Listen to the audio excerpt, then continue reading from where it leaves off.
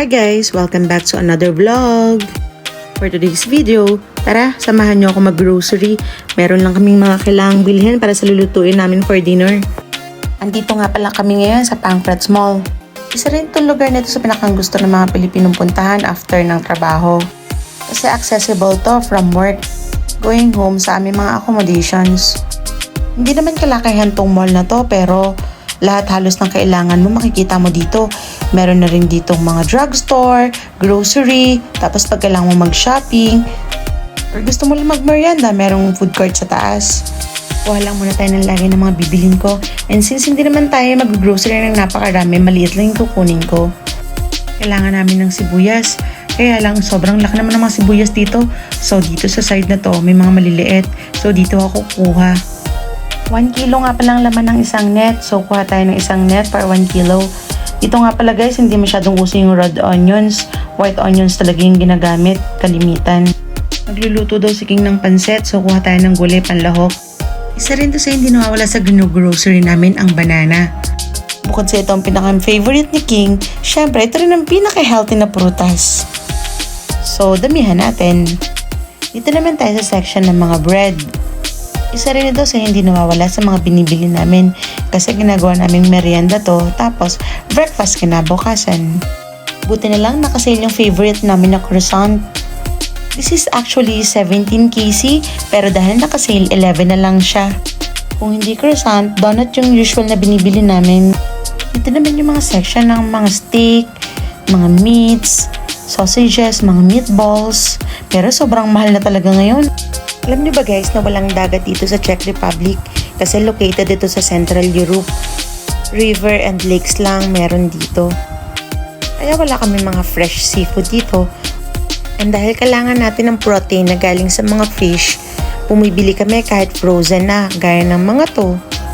And salmon yung top choice namin.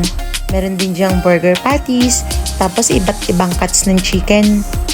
And kalimitan, puro mga breast part ang makikita mo. Ito talaga yung pinunta namin kasi balita namin sale daw yung itlog dito sa Albert. Kaya kukuha na kami ng isang tray. Malaki rin kasi masisave mo pag bumili ka ng itlog pag nakasale. Kasi pag hindi sale, 169 yung regular price. Pero ngayon, mabibili lang namin ng 79. And kapag may family value card ka, makukuha mo lang ng 69 kg.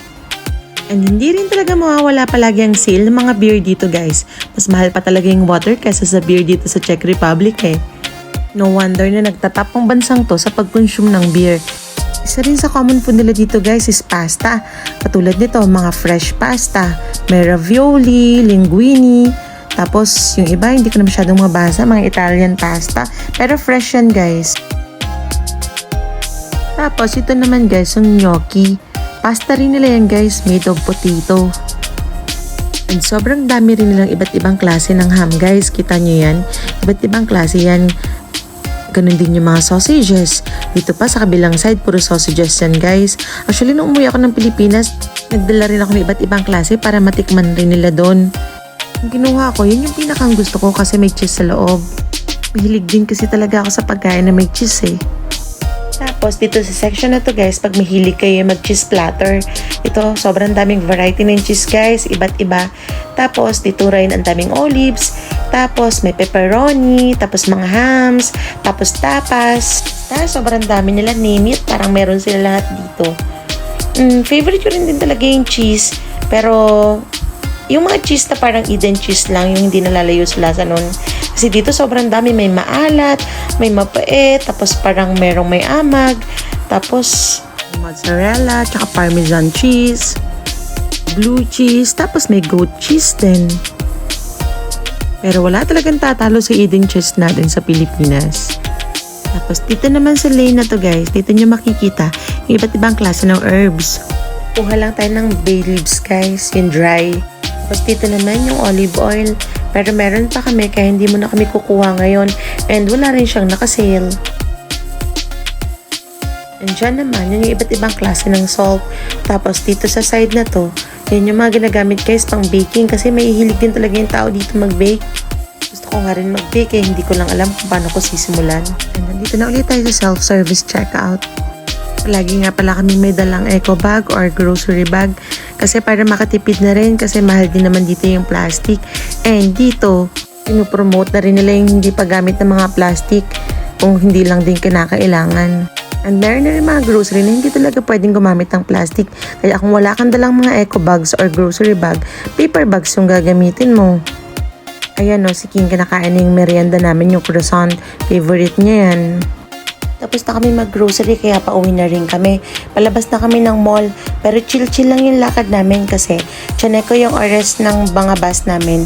Medyo mahaba pa kaya ikot-ikot lang kami ng konti. At habang naglalakad kami, nakalimutan ko nga pala may mga bibilin pa ako. Buti nila meron pang Rossmann dito bago lumabas ng mall.